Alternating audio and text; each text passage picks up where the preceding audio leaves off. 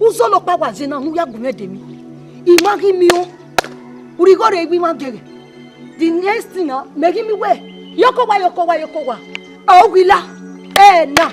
Wari go meme. Umana ri go meme. Kena gbo we go yi wa gbe mejo. Eti wo me na go ede. Ire be derio. Iri go no uma gere. Woni akin. Gbe mu ibe de derio. Ima gere. Gbe ye te gbe de tori gi meni me a. Iye ma gere. Ma efia.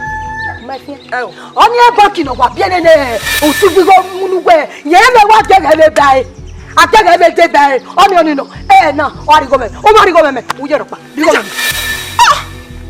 se me ri ade ri go me okay o ma je ma se ri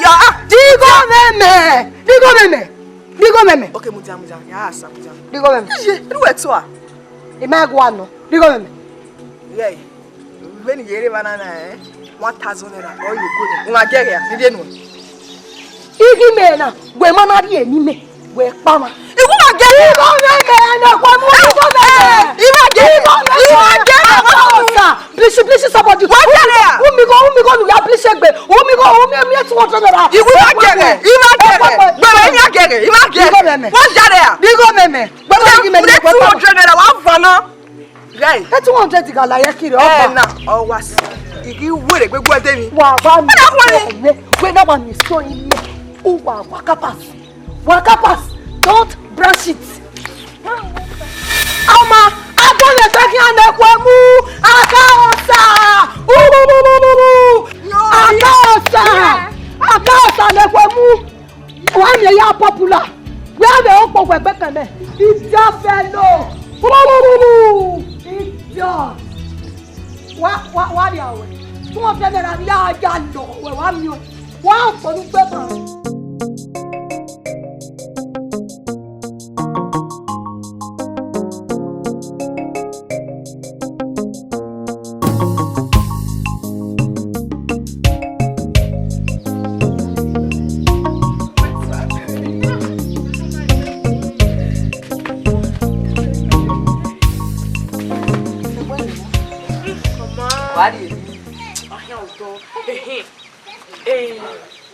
Ovije.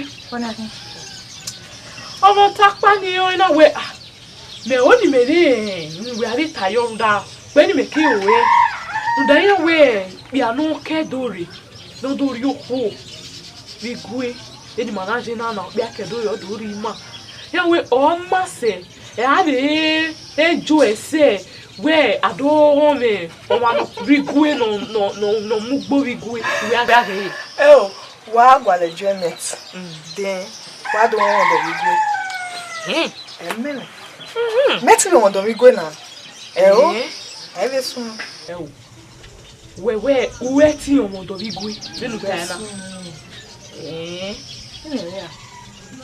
why ya go here ti won do we go ya o ya konta nínú wáyà kan ayé na me we wá show we here ya won do we go I ma show ile te beni meje odo ni ki an mi mo package as in you wa package meti won do we go na ni an package e be sunu ni me beni ya we ni yan vie mi ke Lagos ya diedo beni ya package ni yan ire rubber bag gbe ya do sell it pe we wa we ki ma ira kaka you wa package na wa sell it pe wa yere ma ya tie na ya e ba person so we wa package na ire no mo dey ti hama mi u je sell it pe gba ni mo hotel Italy gbe so there I got to ona Italy Italy ase mo na igwe ma se na aka selite po wọn anaga rate anaga package o bi aha mo sewe oni bi a package de do we no bere kona ne respect ya ni bere kona ni o be ki ma bi a package ugbo di egbe garanto ani se ama ina we Ubiaya package here na. Ko. Who do rent to who do not my understand. Rameto. Let me see. Na we. Nino ma. We on ene ba o. Nino ma. Why ya? We on ene a. Doke dia we why get do ni no ma ke wade. Okbe ni ke una jo. Where till they understand. That's so dry. So man, when it tag this neti omo do igwe na awakwa. Ewo, eti we sunu nia. Len me wa mo sese na. Ido omo do igwe na. Len we wa ya fe we wa sure. Isha o so pa ma kan. Only the ma we. Nino ma. O me go bi go do. O ga me go.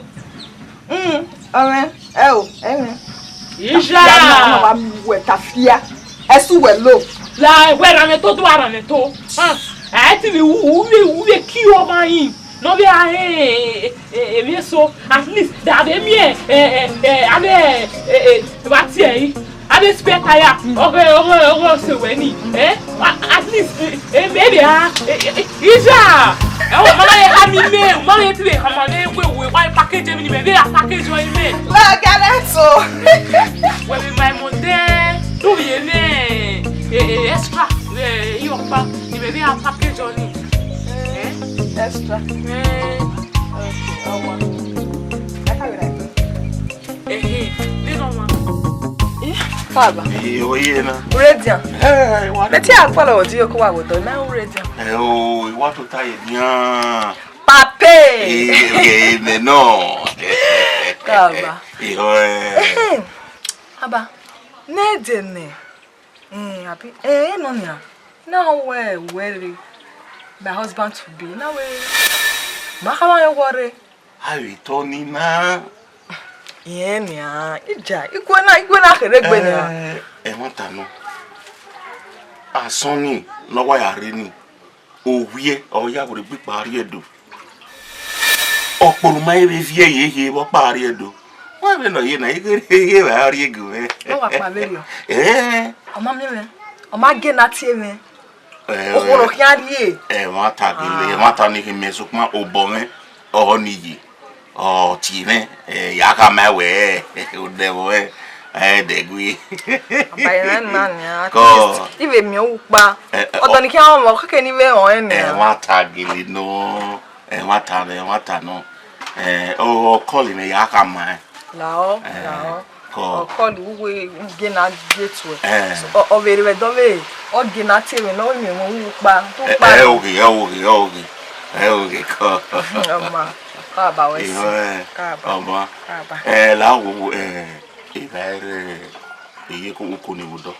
La gume ile oke ke akin. Okay. Mama. Ko. Ayi so go. Ko.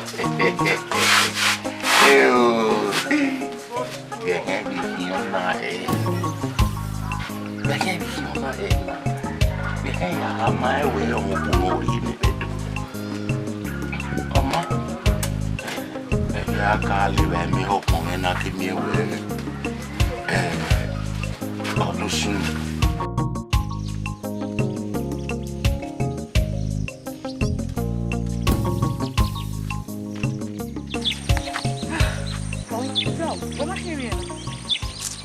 Hey, wait to Mahini, wait to let me no, it's when you let me. What is your mammy? Big woman. Okay, Wago vena you bang cool. Possible. Jao. Every man, why are you going on? Let me go in a my hand way. Eh? Why are you going on? We are going to run away. Or the rain of the door, how way. Yonder you who? Eh? We are going to run ya sick bar. Oh, we are in the cadore, and we can't do it to you who. Hey, Mia! Eh? Ruda, eh? Me money me home dove. We go na. We go na no we ya ro. Ni me wow. Na so no de. to said the baby Marie. You will watana. No one worry. Me betas and a video where me a goose. Ime why who say me made on me so say a war. So compano a kimi dona. I milk blagu. Again, there is a motive guale of Woberi. Every Tana. You go over your red, do you have a guale? Oh, it was a man I need to feel with ya. A big woman. So compano, yage, because in Gudame only me on do. Ya on monte on a banana by Yariedo, Yarie, Iove. Would I busena a yahame? Oh, Tijamokba. Ogeleredo, but what is so? O can't you mega new when you bring on the new launi do to talking now with you? Why you will? I don't get you no, the one I said here, no. Ah, when I was so boy. Not to tell you, I don't know. I don't know what I know when the bad dead on the ya have doggy, and diggy a tissue. You tea with my way. The man you may be over you.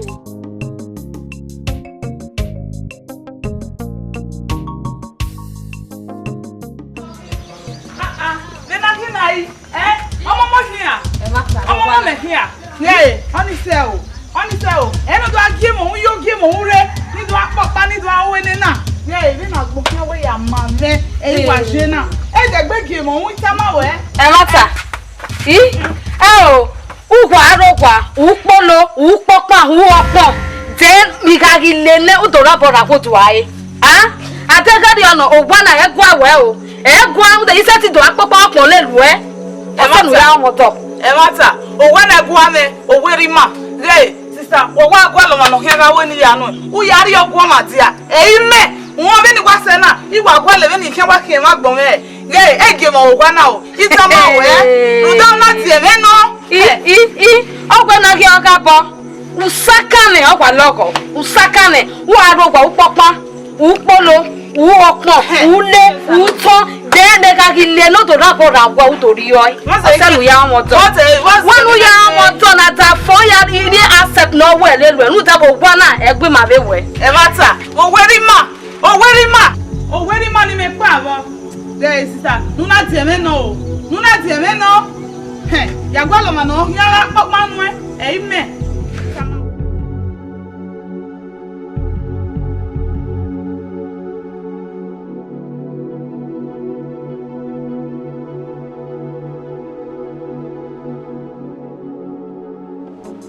You are back again.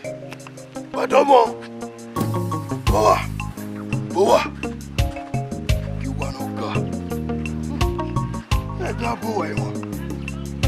No, you turn on you. Now the rest. Let you turn on. Tomosa. Il est dadena. Tomo. You are back again. But hey, dear, you are in. Now you can more.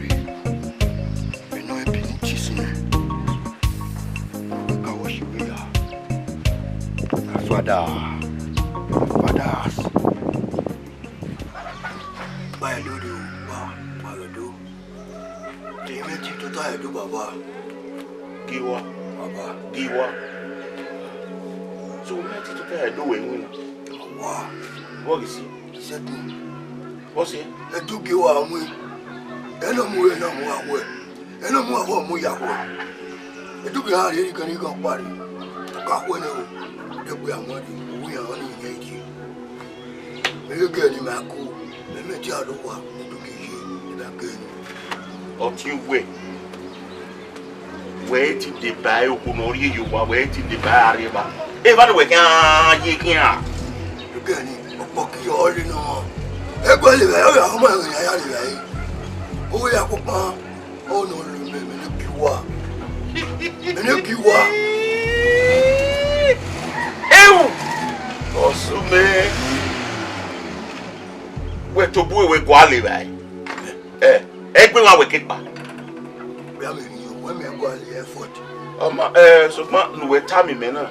Edugi na ya asili ko wedo. Wo edo. Be no na we abi ale ke fuen igwe na. Ke no fofo awo, ke no ba o. Ke no yerige o. Ke no ke ni ke be va wa. Me edugi eri ya fuen bu na. And ebieliki wo ni mase. Eme vio eme kokoko no do zok babo. Edugi na wa na ya to ta e do osi. Edugi agbe. Baswe. Ya suck it baby, suck it. The man no suck. What be your cowboy? Me man, Edugi to suck it baby, suck it. When I are down here. Ivie was so. Ivie. What be your socket boy? You book it down. Oh come here, baby, suck it. Mata. Meti jo on your cool, don't know. Okoni me mala kai. Egali wa yo ya no lo. Ina pa. Iti alo je me. Na ri you. We make it to attack. Wa hegwe ti to ta yi ba Onyiwenma. De kun he to ta yi na. E won no na. Wo ma ti we na we do e won. E won we de Giwa. Oma also aye. Thank you. Bye boy.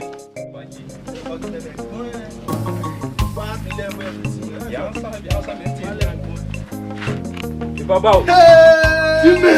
Babao. Giwa. Hey, Dojo. Giwa no pia.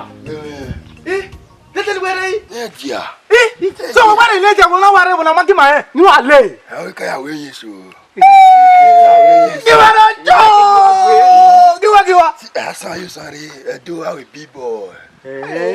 What you want me? What the low? What the low? What the left that?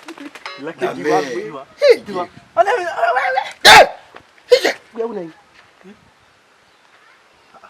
want me go punish you? Not to be this. When am I? What money or what are we playing? What the wicked do who the boy go? If Wow, when we una when say do, yeah, Jana award. Award. What money or fair boy? Any day of fair boy. okay. Giwa no pia. Giwa. What are those? Oh, yeah, no boy. Somebody want to come and knock to your head. Giwa. Oh, I want to ni. Ima be mu. Giwa. You are one na. And now you are be Giwa. Imeti ya mu Giwa ya. Ya be boka you. Ose makina. Ose makin. Oh, ma Giwa. Giwa. Ya tojo we. Ilaki we. Ma do to we. Anyoro yaro. Giwa. Ma do to we. Omania. La fi ya ke ma o. Ebo woni bu wado. Eh, Ye wa kama we na. wa le to me. We to me. O ma. Giwa. Ayewe. Wa de duba. Wa ku ko wa do afio me. Gaye. Boa. Ide ne dia. Giwa back again. Gaye ma.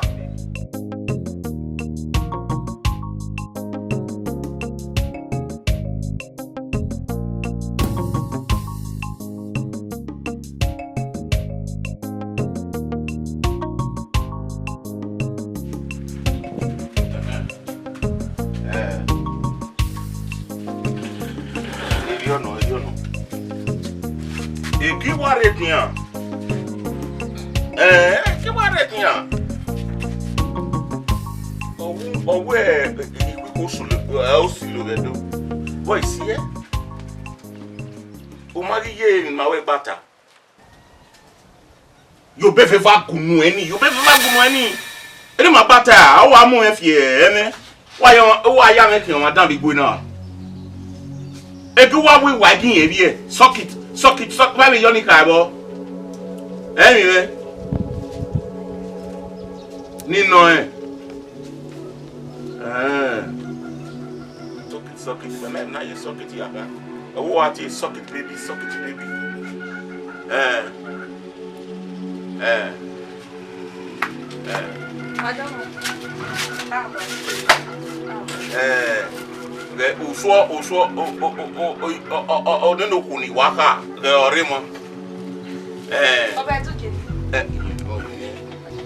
You know, we are going to be found.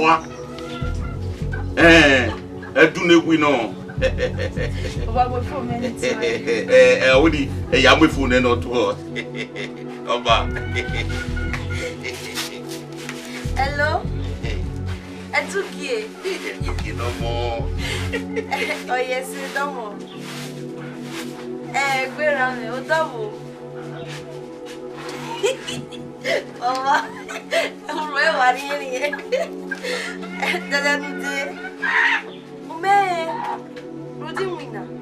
oh, ma. Yeah, we're ready. I'm going to Papa. Oh, ma. You went well.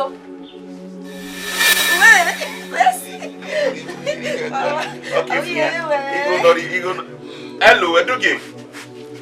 You go to Danny. I'll be for now. I'm sure maybe about here. Oma. Go. Oma. Bye-bye. Okay, bye-bye. All right. Go. Oh, why ain't you way? Ah, solo.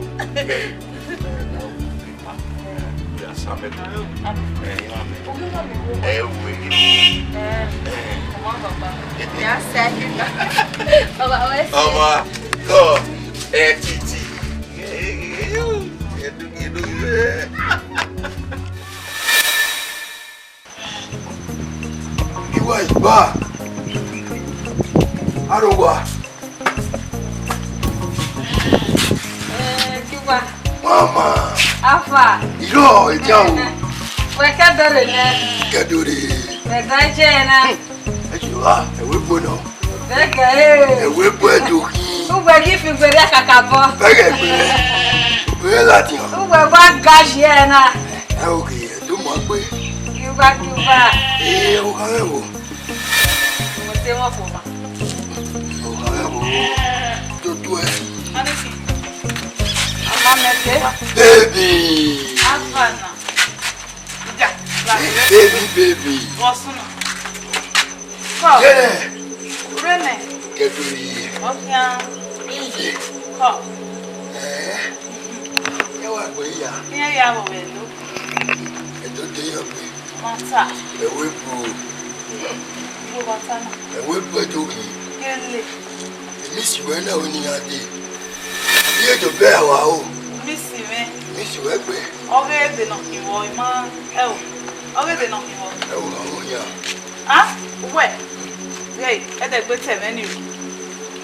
Every minute, I can't where. Oh, where? I don't go good now. Oh, you're not letting work. Yeah. Oh, no, you're Catori. You're good. Yes, I look one. You're Catori now. Eh? I am lucky for her. Eh, master. Giwa only men. We're very in each other. Imagine the time away. Lakia. Dopa. La jamare. Giwa. Giwa. Akia. Oh, wait, Akia. You know, go work. Giwa na ever do. Lemana. Giwa na ever. You want lema? Bakamera will come away. Oh, one night. In my way, well.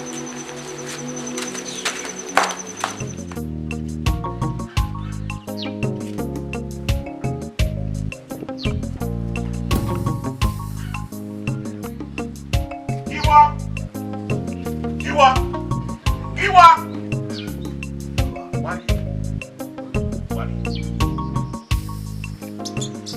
Where are you?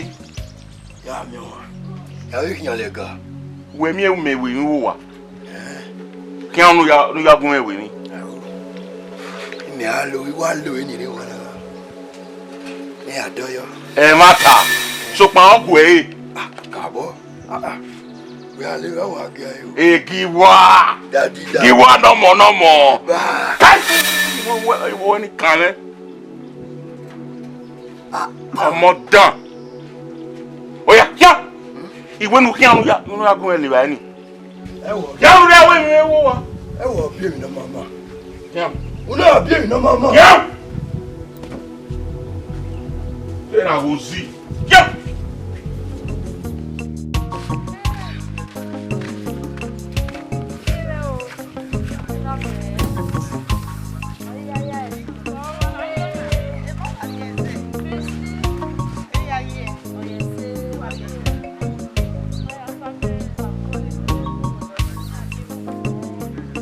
Walare wagume gbota yuwa. Oh. Yeah, what is Ekine Giwa do wi mo. Giwa. Me giru ogwa iyan o ma gun.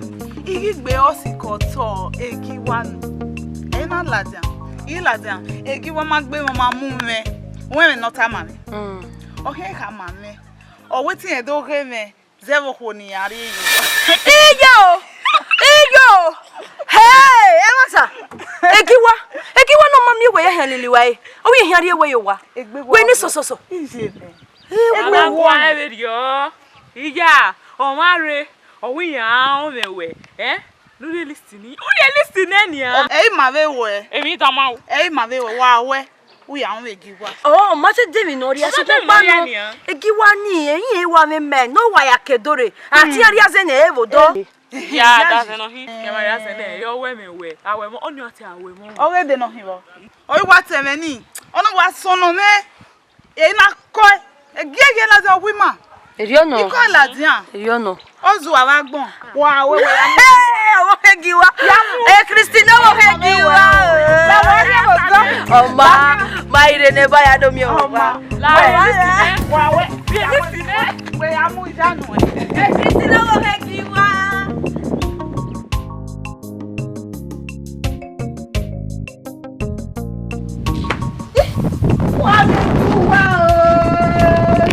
Yes, Giwa one. Giwa do not get the Ẹ pẹ̀lẹ́ gidi. Giwa is back again. Giwa is back again. Giwa, so we level now. Tonight le ni. Giwa ja. We le mege ni ah. Ìwé na no. Àwọn so ni ga wo bo si e. Ma da ke do ri aka se ti si ne. Ai pesi e we fi mo.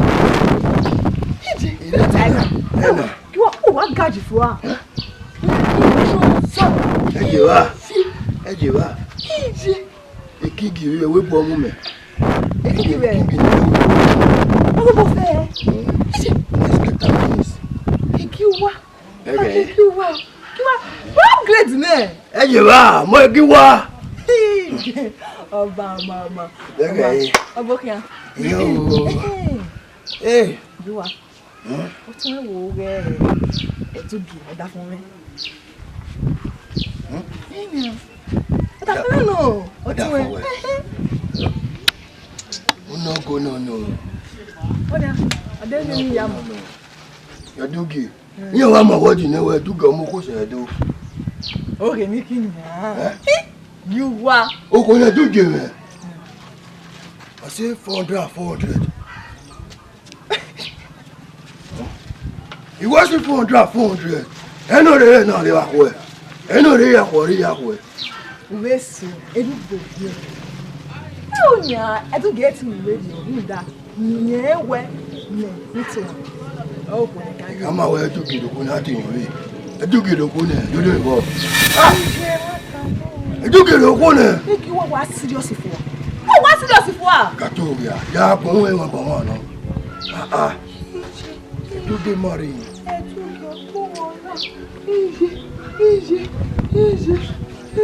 Oni se adon. Hey! Adon. Inu so fa yo mo re na mo de adon. Adon. So pa yo piro. Yo piro. E to ge like egbe. Yo piro kwa waro. Can we be up? Ya wa ri yo born because. Mana Benin boy now. Zagetanya. Bakona. Why not here? That's le babu. Why not here una? Oh, na quick do one. Quick do one. Quick do one. Ati here. Quick do one. Hey, ya skinny ya lolu na. When you took in a woman, your wife will put us on the water away. You want to away. You dare to give you a dumb boy. A dumb boy. Where? You want to away. You will be up on us on. Everything you aware. Where? You want me? Me need so. You want to away. The finest girl I wanna. Me don't me Giwa. Jesus Christ. How about?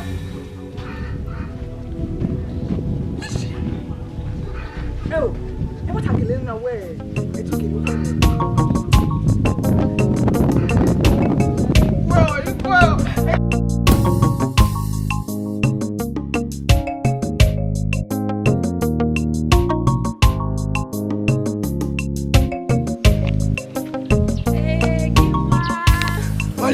Giwa moye. What about you, Mosi? Ye mose. Why I will not, Ko, nu ya rekele ra de memi bodo ya visit we egun yen. Iyon wure. Ko. Ya te so wa era roba. Era wa. Ya te ya go esa me hu down the contract so ni ma bridge ku gbe. O me ma wuwo bo ma o ne bo ye won o sege ni ne den e bo ya kedo won. Oh, ima o ni tell dia. Come on, you know. O man we na the rules when in the family we hamawe. Era we ni dokunya sam ni kunya we nda o to eno re doge edugi ore odori e you wazeva ni.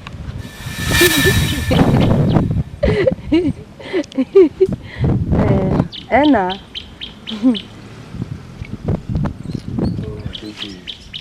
Agogo many. Salva ni wa mi dan. Oni edugi do ko na. Ogo edugi re do. 497. Owe. Giwa. Era mahama edugi ri ko ne o. Owo edugi are yin awe no ri me yo waze ma mi. Me doge.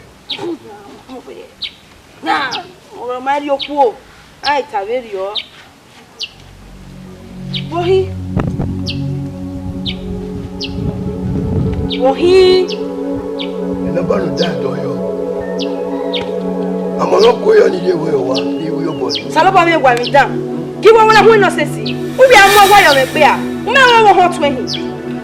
En wo na era hia o. Wona hu ni.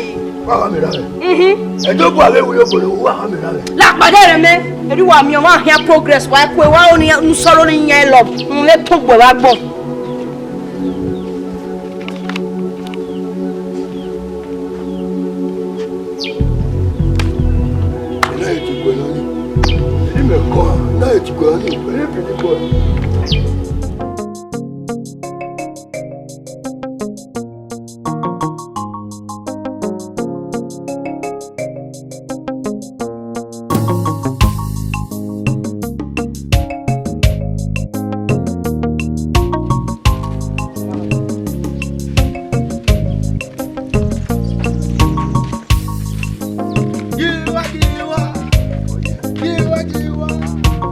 Ya wa ma, heavy na. Adi ya be ma. Ya ma we wo na mo e. Bo sunu we be sunu na. O ya mu e wo na. Bo be sunu gbe gbon. Gbe so e kan ma ko e. Igumo ra be gbon, mo ra be ma e ko e. Me no ke dori. Awo, oni le ma wo ya ma ko enu gbe. Ya ma ko e o, me yan mi. E wo pa, o te ma wo pa. Awo, Benin me gba be zo go se na. Benin me as me just still reach for this community. Me na be agwe so egbon. Take po mari adike gbe so egbon. So e ma ko me. E so no dey give me face. Egbe wo me ni Giwa Bini. You me gbe no gba be kedori. No wa me money me no ruwe play re. Thank God I we so. E ma be kwelu gbe Giwa with swag. You no gree o. Kai! How? Mo wa mo boy problem ave guess na no rebu na. Huh? My. Where problem here? Here win market here right. No no. Kai! Oh, on this is the pay me oh. Giwa you with swag. You no. Hi! Giwa. Giwa. Eh? Where guy win me you na? Baby you here me. O kaya ne. Why ya? Ya gbin ogun egbo oku. Be ya yi. Egbo oku ya ya. Oma, where say? Giwa. Giwa with swag. Giwa with swag. Oma, ne ato do. Oma.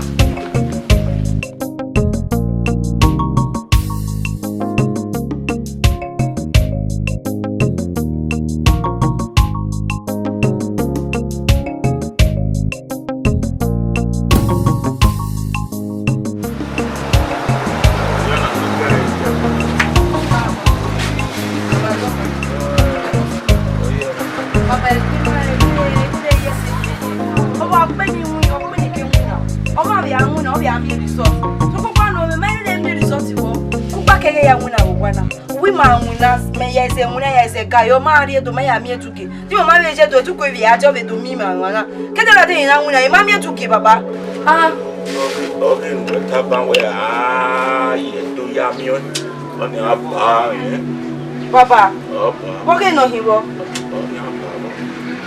baba la we ge ba la o beni ke wuna yo oh my god why when you se tu kere to ma le ni ma ri eto baba hu fiwe no na yo so la ogbo orere mu me bi wa mi na ide de me jo e ka ta me o wa gbin ka ta me o wa fi we ri e ni do gi ni do ti abo le no se me baba ime jo e o eduki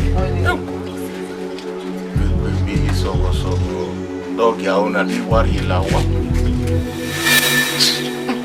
maranga ile epa mo to me ya ever since because many people were running one interest in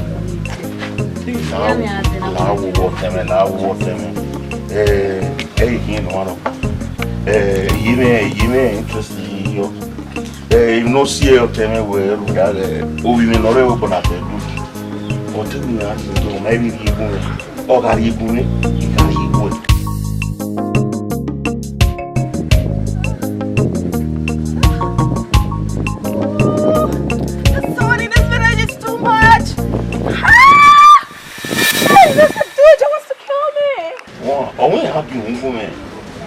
oh, why go was subo ya you know la wo water me la me ka ma be bias ni ke you know one pa we ni awa la wo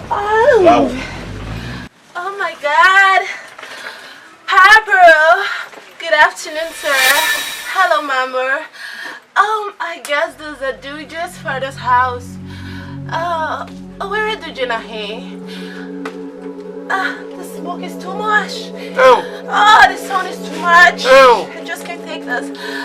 Anyways, I'm from Benin. Oh, when I read do, I do J, girlfriend I do J.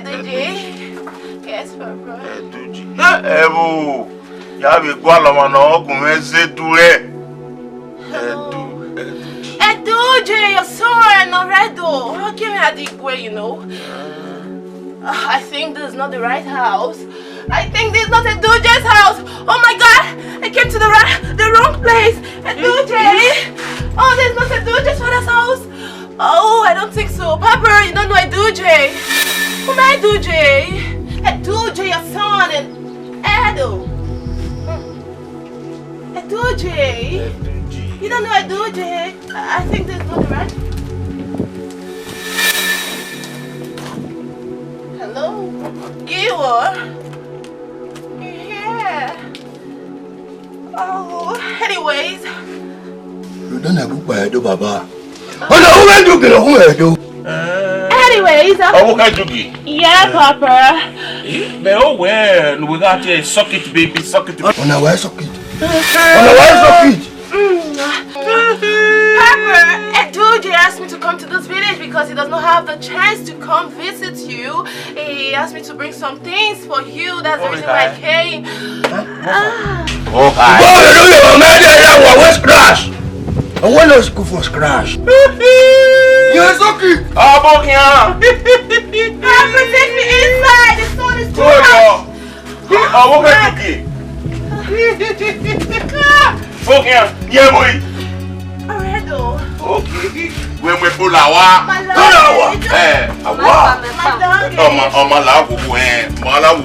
we ya you huni akirina ya do wa accept me where say carry my luggage. Oh, the smoke work is too much. You go in my village. Carry my luggage. What do you want? I told you go let me papa who dey knock your head. Why? I don't go let me papa who dey knock your head. Allow one of my life. Kuna la wa we me mwe la wa we me de du kyunre. Allow one of my life. Who go le put that bomb. Put that bomb. Abi ku abo kunwe la ko kunwe mwe la wo. Ona kule la one of my life. La wo le du. E de raru legbe kita. Soki tu